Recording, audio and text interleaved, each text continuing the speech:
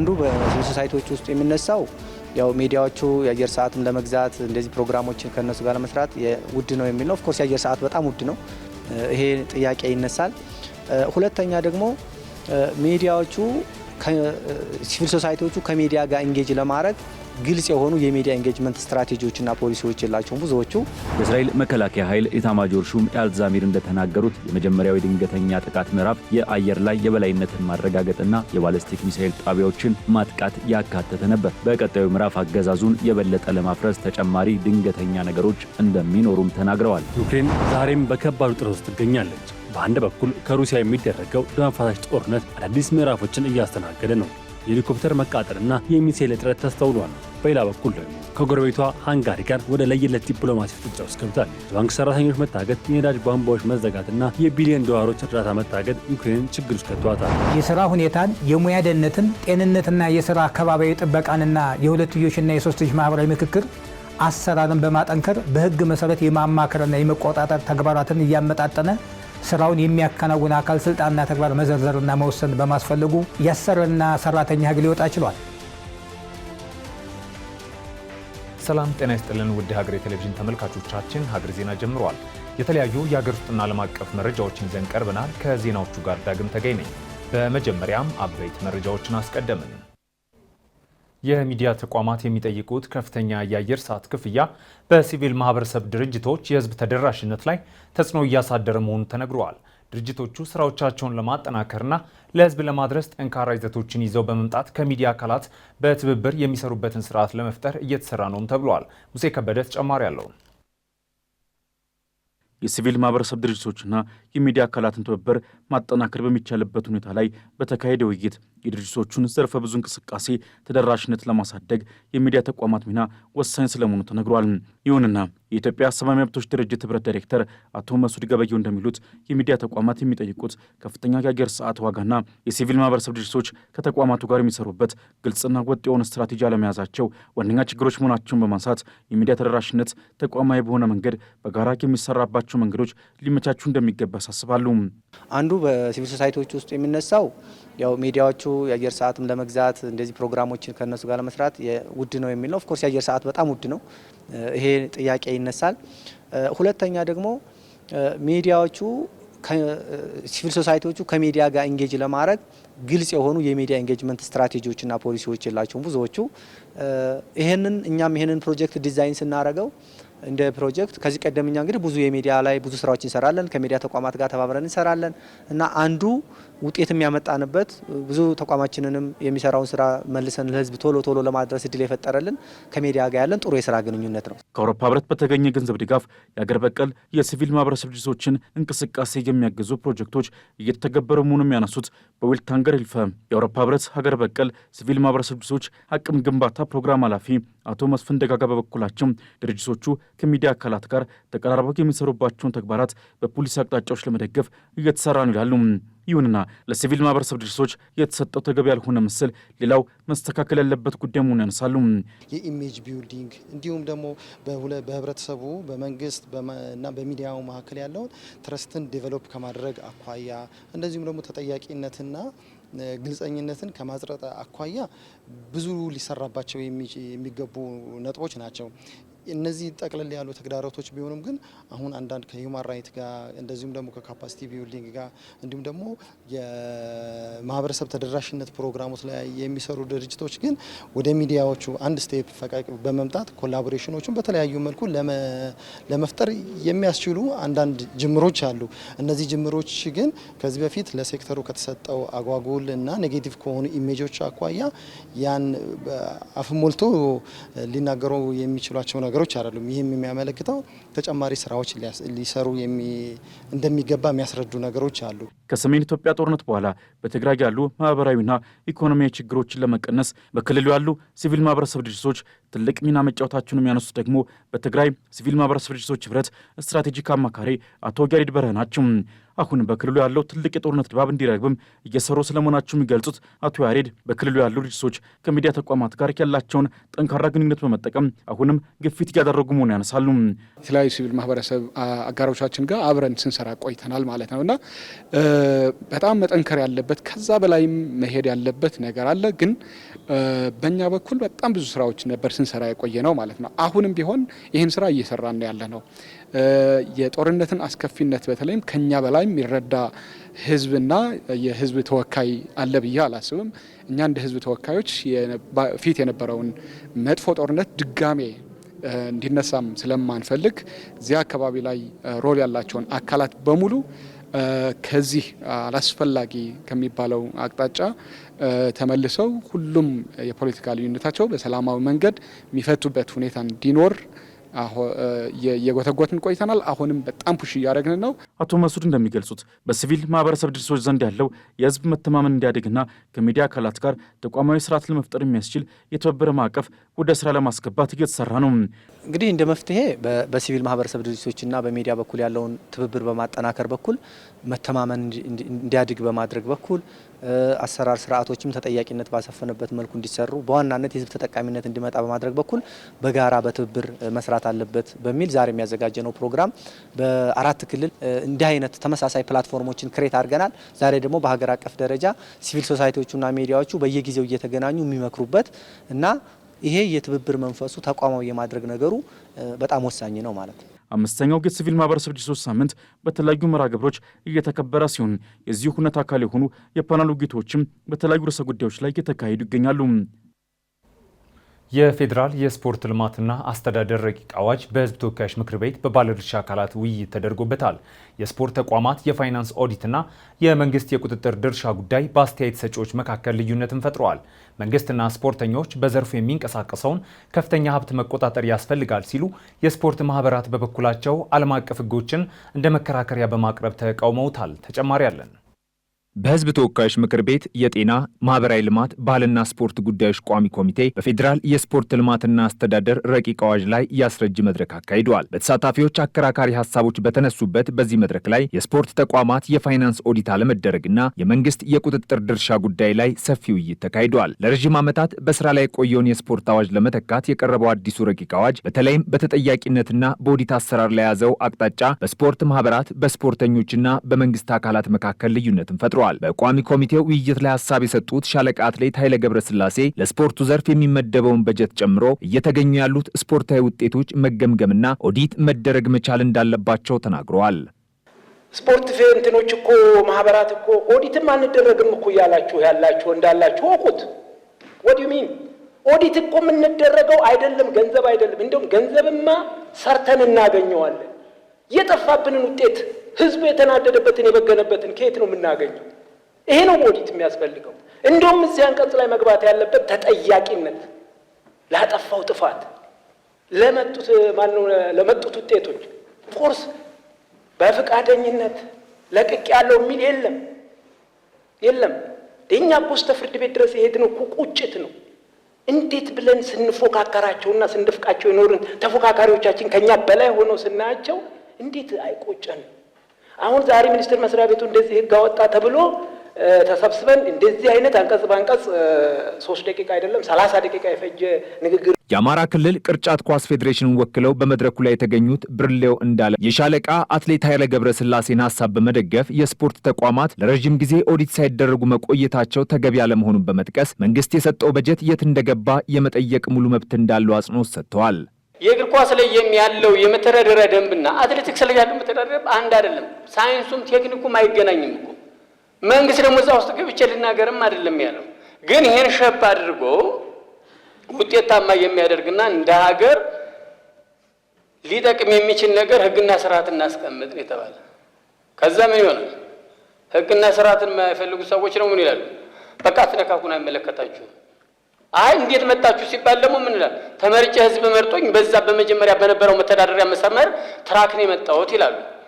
ያ መተዳደሪያ ደንብ በመጀመሪያ ያወጣውስ መንግስት አይደለም እንዴ? ከመመሪያና አጠቃላይ ከፋይናንስ ከዲሲፕሊን ጋር ሲያዝ ለምሳሌ አንቀጽ 65 ላይ የሚያነሳው ምንድነው የሚለው? ያጠፉ እስከ 10 ዓመት እስከ 7 ዓመት በትንሹ 3 ዓመት ይላል። የበፊቱ መተዳደሪያ ደግሞ ግን ምን ይላል? የዲሲፕሊን ችግር ካለባቸው በማንኛውም ማህበራዊ ጉዳያቸው ላይ የዲሲፕሊን ችግር ካለ ከተከሰሱ ከማንኛውም ውድድር ውጭ ይሆናሉ ነው የሚል። እነዚህን አስተያየቶች የተቃወሙት የኢትዮጵያ ኦሎምፒክ ኮሚቴ ፕሬዝዳንት ዶክተር አሸብር ወልደ ጊዮርጊስ በበኩላቸው ረቂቅ አዋጁ የዓለም አቀፍ ተቋማትን ማለትም የኦሎምፒክ ኮሚቴንና የፊፋን ሕጎች የሚጋጭና መንግስት ጣልቃ እየገባ ነው የሚያስብል መሆኑን በማንሳት ተከራክረዋል። ኔዘርላንድ ላይ የስፖርት ኦፊስ ነው ያለው፣ ሚኒስትሪም የለውም፣ የስፖርት ኦፊስ ነው ያለው። ያ የስፖርት ኦፊስ በመደገፍና ማገዝ ካልሆነ መከታተል ካልሆነ ጣልቃ አይገባም በፌዴሬሽኖች ላይ። ታዲያ እንዴት ነው የስዊዘርላንድ ህግ ለዚህ አዋጅ የዓለም አቀፍ አሰራርን ለጣሰ አዋጅ እንደ ምሳሌ የሚቀርበው? ይሄ ተገቢ አይደለም። ሌላው እንደ ምሳሌ የቀረበው የኬንያ ነው። ኬንያ እኮ 3 ጊዜ ተቀጥቷል። መንግስት እንደዚህ አዋጅ እያወጣው ጣልቃ ካልገባ ብሎ 3 ተቀጥቷል። እና እንደ ኢትዮጵያ እንደ ኬንያ እንድትቀጣ ነው ኢትዮጵያ የአዋጅ የሚያስፈልገው? አያስፈልግም። እንደ ጀርመንም ቀርቧል።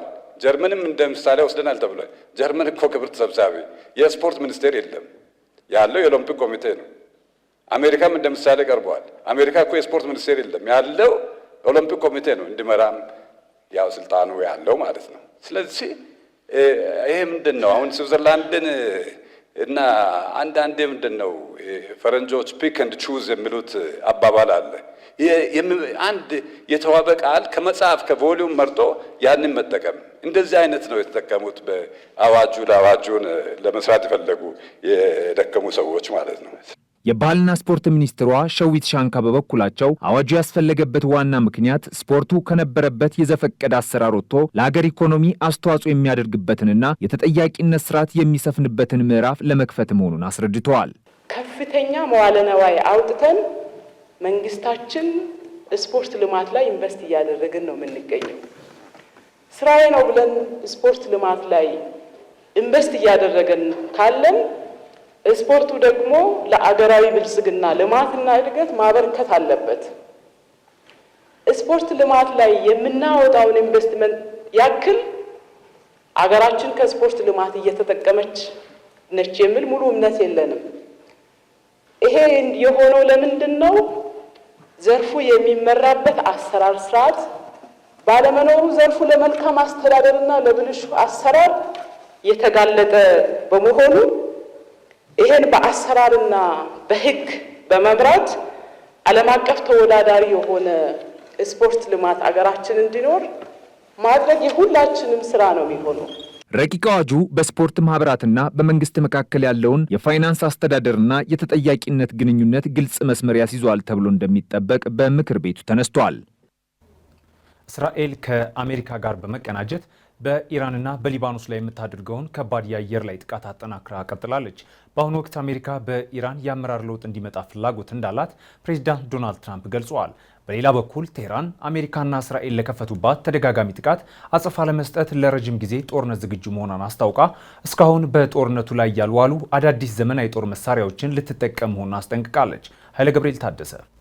የእስራኤል ጦር ትላንት ምሽት የፈጸማቸው ጥቃቶች በቴህራን ውስጥ ያገዛዙ መሰረተ ልማት ብሎ በጠራው ላይ ያነጣጠሩ መሆናቸውን አስታውቋል። በሊባኖስ ቤሩት የሚገኙት የሂዝቦላ መሰረተ ልማቶችን እያጠቃ መሆኑንም ገልጿል። የእስራኤል ጦር በኢራን ውስጥ ከአሜሪካ ኃይሎች ጋር እያደረገ ያለውን የተቀናጀ እርምጃ ትብብር አጽንኦት ሰጥቶ እየገለጸ ነው። የእስራኤል መከላከያ ኃይል ኤታማጆር ሹም ኤልዛሚር እንደተናገሩት የመጀመሪያው የድንገተኛ ጥቃት ምዕራፍ የአየር ላይ የበላይነትን ማረጋገጥና የባለስቲክ ሚሳኤል ጣቢያዎችን ማጥቃት ያካተተ ነበር። በቀጣዩ ምዕራፍ አገዛዙን የበለጠ ለማፍረስ ተጨማሪ ድንገተኛ ነገሮች እንደሚኖሩም ተናግረዋል። ትላንት ምሽት የእስራኤል የጦር አውሮፕላኖች ከቅዳሜ ጀምሮ በኢራን ላይ 14ተኛውን ዙር ጥቃት ያካሄዱ ሲሆን በቴህራንና በሌሎች ከተሞች ከባድ የቦምብ ጥቃቶች መፈጸማቸው ተዘግቧል። በትናንትናው ዕለት የእስራኤልን ሕዝብ ከኢራን ሚሳኤሎች የሚያስጠነቅቁ ሳይረኖች በተደጋጋሚ ሲሰሙ ውለዋል። በሊባኖስ የእስራኤል ጦር ሰዎች ሙሉ ሰፈሮችን ለቀው እንዲወጡ ማስጠንቀቂያ ከሰጡ በኋላ ትላንት ምሽት በደቡባዊ ቤሩት ተጨማሪ ፍንዳታዎች ተከስተዋል። ምሽቱ በመላ ሀገሪቱ በርካታ ግዙፍ የአየር ጥቃቶች ነበሩ።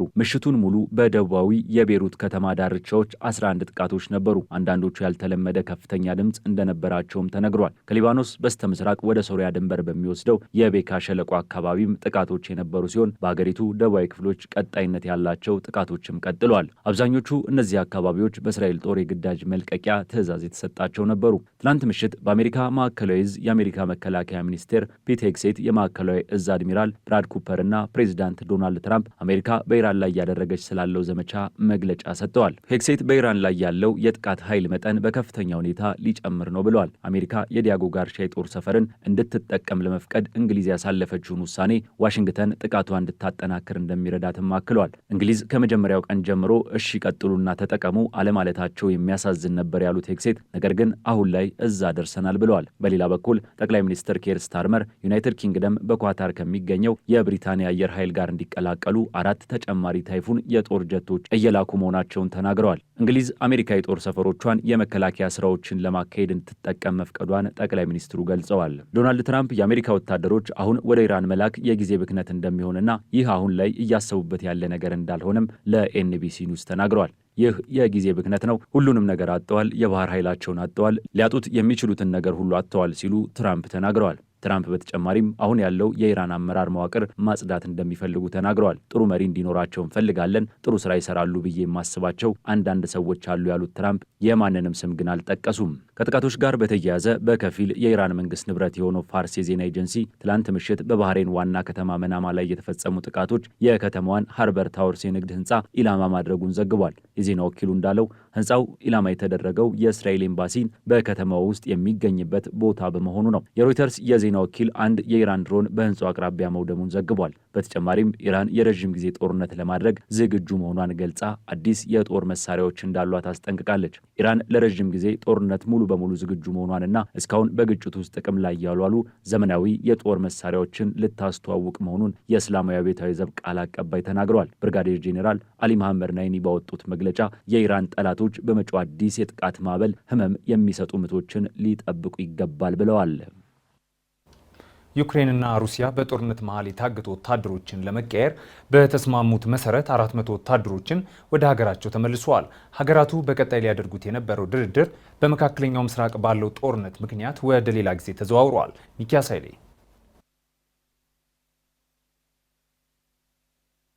ዩክሬን ዛሬም በከባድ ውጥረት ውስጥ ትገኛለች። በአንድ በኩል ከሩሲያ የሚደረገው ደም አፋሳሽ ጦርነት አዳዲስ ምዕራፎችን እያስተናገደ ነው። የሄሊኮፕተር መቃጠልና የሚሳኤል እጥረት ተስተውሏል። በሌላ በኩል ደግሞ ከጎረቤቷ ሃንጋሪ ጋር ወደ ለየለት ዲፕሎማሲ ፍጥጫ ውስጥ ገብታለች። የባንክ ሰራተኞች መታገድ፣ የነዳጅ ቧንቧዎች መዘጋትና የቢሊዮን ዶላሮች እርዳታ መታገድ ዩክሬንን ችግር ውስጥ ከቷታል። ለብዙ ዩክሬናውያን ቤተሰቦችም የደስታ ቀን ነበር። በሌላ በኩል ፕሬዚዳንት ቮሎዲሚር ዘለንስኪ እንዳስታወቁት በሩሲያ እጅ ተማርከው የነበሩ 200 ዩክሬናውያን ወታደሮች ወደ ቤታቸው ተመልሰዋል። ይህ ልውውጥ የተሳካው በአሜሪካና በተባበሩት አረብ ኤሚሬትስ አጋዥነት ነው። ተመላሾች ወታደሮች ማሪዮፖልን፣ ዶኔስክን፣ ሉሃንስክን፣ ካርኪቭን፣ ዛፖርጂያን ሲከላከሉ የተማረኩ ወታደሮች ናቸው። ፕሬዚዳንት ዘለንስኪ በቴሌግራም ገጻቸው ባሰፈሩት መልእክትም ሰዎቻችን ወደ ቤት በተመለሱ ቁጥር ዩክሬን እያንዳንዱ ዜጋዋን ለመመለስ እየሰራች መሆን እንደሆነ ያረጋግጣል፣ ማንንም አረሳም ሲሉም ጽፈዋል። ይህ ልውውጥ በጄኔቫ በተደረገው ስምምነት መሰረት የተከናወነ ሲሆን በቀጣይ የ500 ምርኮኞች ልውውጥ እንደሚደረግም ተገልጿል። ፕሬዚዳንት ዘለንስኪ በቅርብ የሰጡት ጋዜጣዊ መግለጫ ላይ አንድ አስገራሚ ቁጭት አዘል መረጃ ይፋ አድርገዋል። በመካከለኛው ምስራቅ በተለይም በአሜሪካ በእስራኤልና በኢራን መካከል ለ3 ቀናት ብቻ በተደረገ ውጊያ ከ800 በላይ የፓትሪዮት ሚሳይሎች ጥቅም ላይ ውለዋል። ይህ ቁጥር ዩክሬን ጦርነት ከጀመረችበት ከ2022 ጀምሮ ያገኘችው አጠቃላይ ሚሳኤል መጠን ይበልጣል። ዘለንስኪ እንዲህ ሲሉም በቁጭት ተናግረዋል። ዩክሬን ጥቃቶችን ለመመከት እንዲህ ያሉ ከፍተኛ የሚሳኤል ክምችት ኖሯት አያውቅም። ፓትሪዮት እንደማይበቃን ሁሉም ሲል ይረዳዋል። ዩክሬን አሁን ላይ ለምዕራባውያን አገራት አንድ ጥያቄን አቅርባለች። እሷ ያካበተችውን የድሮን መከላከል ልምድ ለሌሎች ሀገራት በቴክኖሎጂ በማካፈልና በምላሹ ደግሞ የሚሳኤል አቅርቦት እንዲሰጣት የሩሲያ ንብረት የሆነችውና ባህር ሰርጓጅ መርከቦች ላይ ጥቃት ለመሰንዘር የምታገለግለው K-27 ሄሊኮፕተር በጥቁር ባህር ላይ መውደሟ ተነግሯል። ሩሲያ እስካሁን 349 ሄሊኮፕተሮችን በዩክሬን ጦርነት አጣለች። ይህ ጥቃት ዩክሬን የኦዴሳና ሌሎች የወደብ ከተሞች የደህንነትን ለመጠበቅ የምታደርገውን ጥረት የሚያሳይ ነው። በሌላ በኩል በዩክሬንና በሃንጋሪ መካከል ያለው ግንኙነት ወደ ለየለት ጠላትነት ተቀይሯል። ዩክሬን ውጭ ጉዳይ ሚኒስትር አንድሪ ሲቢሃ እንዳስታወቁት ሃንጋሪ 7 የዩክሬን ብሔራዊ ባንክ ሰራተኞችን አግታ ይዛለች። እነዚህ ሰራተኞች ከአውስትራሊያ ወደ ዩክሬን ጥሬ ገንዘብ ይዘው ሲመለሱ በሃንጋሪ ደህንነቶች ታገቱ ሲሆን የያዙት ሀብትም ቀላል አይደለም ተብሏል። 40 ሚሊዮን የአሜሪካ ዶላር፣ 35 ሚሊዮን ዩሮ እና 9 ኪሎ ግራም ወርቅ። ሚኒስቴሩ ይህ ድርጊት የመንግስት ሽብርተኝነትና ስርቆትና ዘረፋ ሲሉ ጠርተውታል። የሰራተኞቹ የጂፒኤስ ምልክት የሚያሳየው በቡዳፔስት የሚገኝ የደህንነት መስሪያ ቤት ውስጥ መሆናቸውን ነው። ይህ ሁሉ ግጭት የመነጨው ድርዙ ቤት ከተሰኘው የነዳጅ ቧንቧ ጋር በተያያዘ ነው። ይህ ቧንቧ ከሩሲያ ተነስቶ በዩክሬን በኩል አልፎ ወደ ሃንጋሪና ስሎቫኪያ ነዳጅ አጓጉዟል። ባለፈው ጥር ወር በሩሲያ ድሮን ጥቃት ምክንያት ቧንቧው ተጎድቶ ስራ አቁሞ ነበር። የሃንጋሪ ጠቅላይ ሚኒስትር ቪክቶር ኦርባን የዩክሬን ቧንቧን ሆን ብላ አልጠገነችም በማለት ይወነጅላሉ።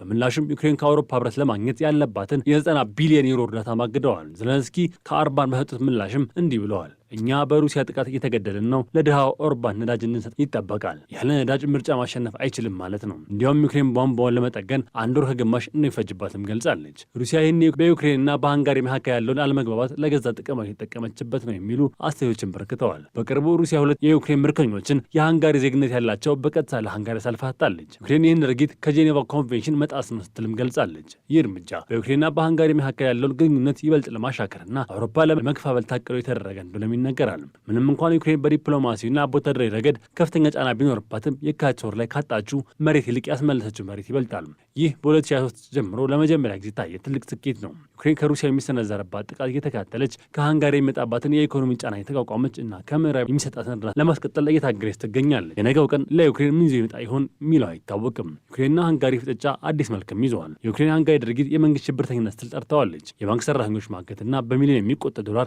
ወርቅ መውረስ በሁለቱ ሀገራት መካከል ያለውን ግንኙነት ወደማይመለስ ግጭት ፕሬዚዳንት ዘለንስኪ በቁጭት እንዲህም ብለዋል። ለኦርባን የጦር ሜዳውን አዳራሽ እንሰጠዋለን፣ የእኛ ወታደሮች በረሃቸውን ቋንቋ ያናግሩታለን ብለዋል። ይህ ንግግር በዲፕሎማሲ ዓለም እጅግ ብርቅና አስፈሪ ንግግር ነው። ዩክሬን በሩሲያ የተደበደበች ባለችበት ወቅት ጎረቤቷ ሃንጋሪ እርዳታ በማገድና ሰራተኞችን በማገድ ከጀርባ ወጋችን የሚል ስሜት በዩክሬናውያን ዘንድ ፈጥሯል።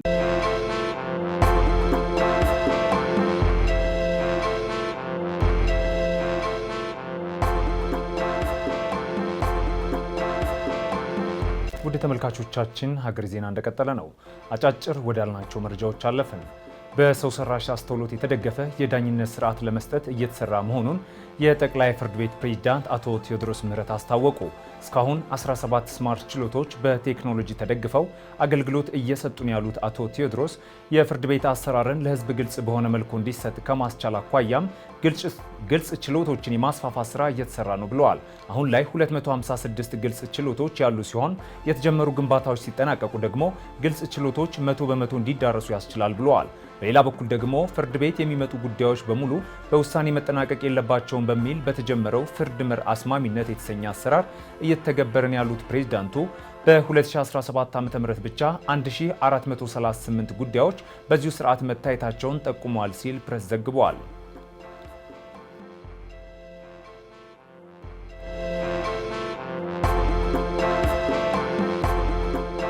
በአዲስ አበባ ከተማ በመንግስትና በግል አጋርነት የ50 ሺህ የመኖሪያ ቤቶች ግንባታ እየተከናወነ መሆኑን የከተማዋ የመንግስትና የግል አጋርነት ጽህፈት ቤት አስታወቀ። የጽህፈት ቤቱ ኃላፊ ዘሪሁን አምደ ማርያም እንደገለጹት መንግስት በበጀት ከሚገነባቸው 50 ሺህ ቤቶች በተጨማሪ በዘርፉ የግል አልሚዎችን በማሳተፍ ሌላ 50 ሺህ ቤቶች በግንባታ ላይ ይገኛሉ ብለዋል። በአሁኑ ወቅት ውል የተፈጸመባቸው 21 የቤት ልማት ፕሮጀክቶች በተለያዩ የከተማዋ አካባቢዎች በሚገኙ ቦታዎች ላይ በተለያየ የስራ ደረጃ ላይ እንደሚገኙም ጠቁመዋል። የከተማ አስተዳደሩ ለፕሮጀክቶች የሚውል 1100 ሄክታር መሬት ከሊዝ ክፍያ ነፃ አዘጋጅቶ ማቅረቡን የገለጹ ሲሆን ይህ አሰራር የግል አልሚዎች ለመሬት ክፍያ የሚያወጡትን ከፍተኛ ገንዘብ ወደ ግንባታው እንዲያዞሩ እድል በመፍጠር እንዲሁም ዘመናዊ ግንባታ ቴክኖሎጂዎች ወደ ሀገር ውስጥ እንዲገቡም ድጋፍ እየተደረገ ይገኛል ማለታቸውን ፕሬስ ድርጅት ዘግበዋል።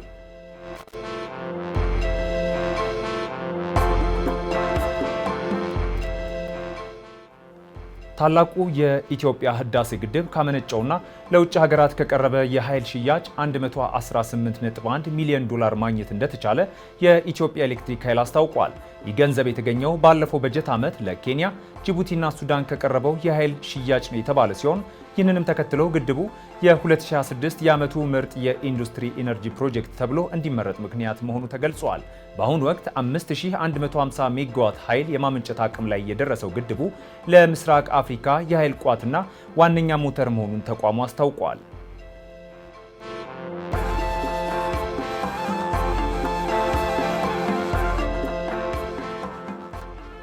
ከሀገር ማዶ ያገኘናቸው መረጃዎች አለፍን። በሱዳን ደቡብ ኮርዶፋን ግዛት ዲሊንግ በተባለች ከተማ ፈጥኖ ደራሽ ኃይሎች በሰነዘሩት የከባድ መሳሪያ ድብደባ ቢያንስ 9 ሰዎች ሲገደሉ በርካቶች ደግሞ ለከባድ ጉዳት ተዳርገዋል። የሱዳን የሐኪሞች ማህበር ባወጣው መግለጫ ጥቃቱ ትምህርት ቤቶችንና በሰዎች የተጨናነቀ የገበያ ቦታን ኢላማ ያደረገ መሆኑን ገልጿል። ድርጊቱ ንጹሐንንና ሲቪል ተቋማትን መጠበቅ የሚደነግገውን ዓለም አቀፍ የሰብአዊ መብት ሕግን በግልጽ የጣሰ መሆኑንም ማህበሩ አውግዟል። በተያያዘ ዜና ፈጥኖ ደራሽ ኃይሎች በዚሁ ግዛት የምትገኘውን ኤል ባርዳብ የተባለች አካባቢ መቆጣጠራቸውን አስታውቀዋል። በሱዳን ለወራት የቀጠለው የእርስ በርስ ጦርነት በንጹሐን ዜጎች ላይ እያደረሰ ያለው ሞትና መፈናቀል አሁንም በከፍተኛ ሁኔታ አሳሳቢነቱ ቀጥሏል ሲል ኦል አፍሪካ ዘግቧል።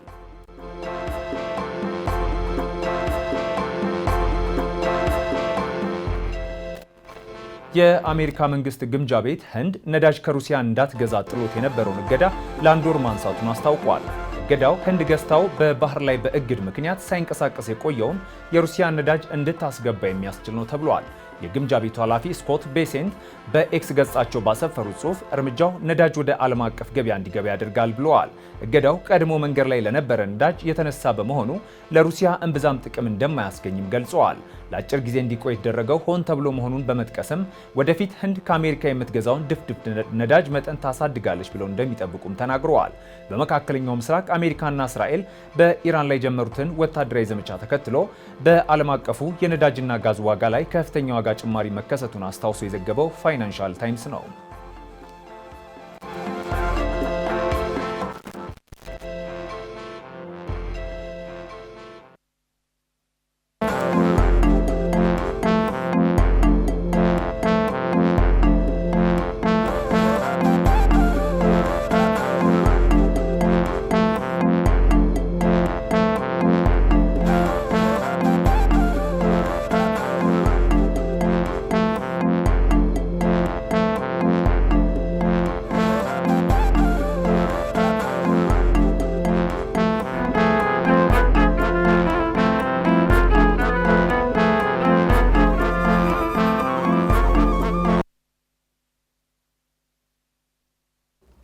አቢሲኒያ ባንክ ዓለም አቀፉን የሴቶች ቀን መሰረት ያደረገና የተለያዩ ሽልማቶችን ያካተተ መርሃ ግብር ይፋ አድርጓል። በመርሃ ግብሩ በዕጣ የሚተላለፍ የኤሌክትሪክ መኪና ሽልማት እንዲሁም ለ50 ሴቶች እስከ 500 ሺህ ብር የሚደርስ ያለማስያዣ የሚሰጥ ብድር መካተቱ ተነግሯል። እሱ ባለው ጋሻው በቢዝነስ ጥንቅሩ ተመልክቶታል።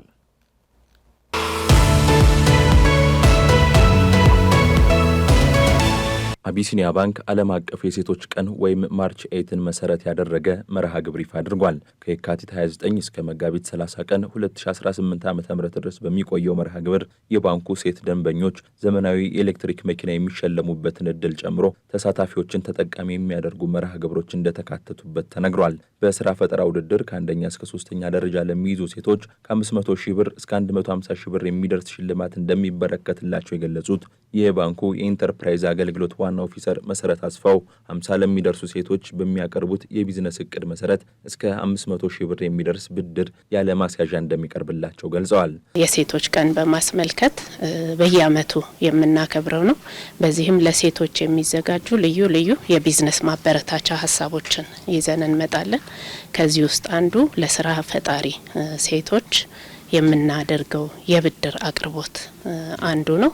ይህ የብድር አቅርቦት 50 የሚሆኑ የስራ ፈጣሪ ሴቶችን በቢዝነስ ፕሮፖዛላቸው ያላቸውን ቢዝነስ ለማሳደግ ወይንም አዲስ ቢዝነስ ጀምረው አሳማኝ የሆነ የቢዝነስ ፕሮፖዛል ባቀረቡት መልኩ የብድሩ ግምገማ ይካሄዳል።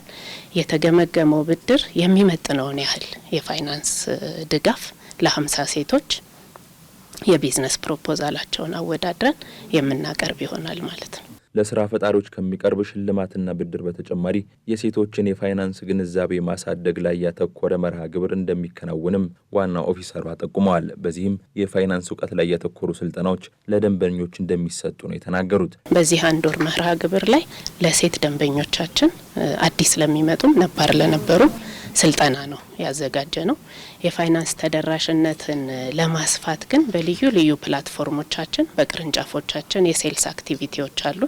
የሽያጭ ደንበኞቻችን በስፋት የባንክ አገልግሎትን ፕሮሞት ያደርጋሉ፣ ደንበኞችን ወደ ባንኩ ይስባሉ።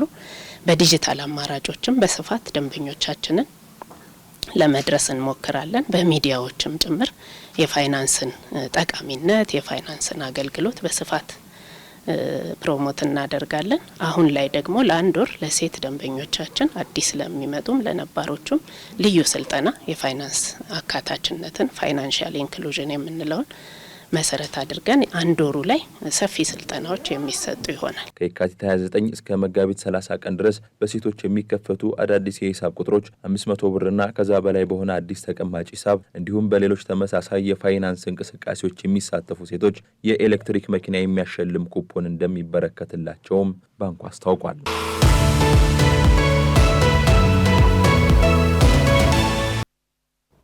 አንድ ሰው የስራ መሪ ተብሎ ከተሰየመ በኋላ ከአሰሪው ጋር አለመግባባት ቢፈጠር መብቱን ለማስከበር የሚሄድበት መንገድ ለየት ያለ ነው። ስለሆነም እንደ አንድ መሪ መብቱ እንዳይሸረሸር ሕጉ ለእርሱ የሰጠውን ትርጓሜና የከለላ ገደብ በሚገባ ማወቅ ይኖርበታል። የዛሬው ከጠበቃው ጋር ትኩረት ነው። ተከታትለን እንመለስ።